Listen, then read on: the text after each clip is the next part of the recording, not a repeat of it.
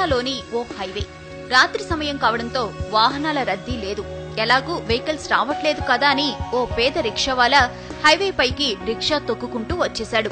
సరిగ్గా అదే సమయంలో ఓ ట్రక్ శరవేగంగా అట్టే దూసుకొచ్చింది. ట్రక్ డ్రైవర్ రిక్షావాలాను గమనించేంత టైం లేదు.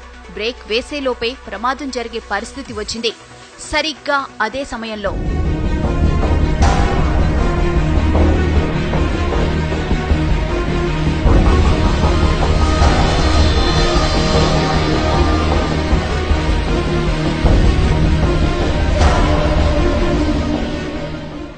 ఇది జరిగిన ఘటన.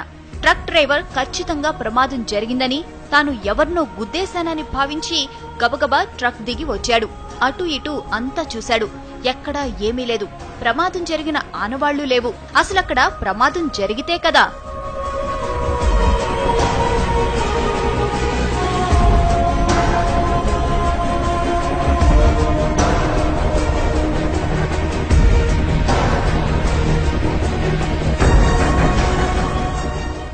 రిక్షావాలాను రక్షించిన అదృశ్య శక్తి అతణ్ణి రోడ్డు పక్కన విడిచిపెట్టింది.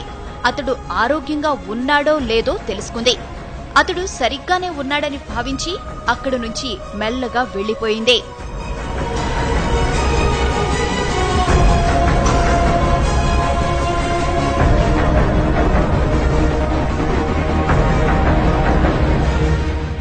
ఇంతకీ ఆమె ఎవరు? అంత వేగంగా ఎలా వచ్చింది? ప్రమాదం జరగకుండా ఎలా అడ్డుకోగలిగింది? ఆమె రాగానే మెరుపు ఎందుకు వచ్చింది? ఇలా ఎన్నో అనుమానాలు, ఎన్నో అంతుచిక్కని ప్రశ్నలు.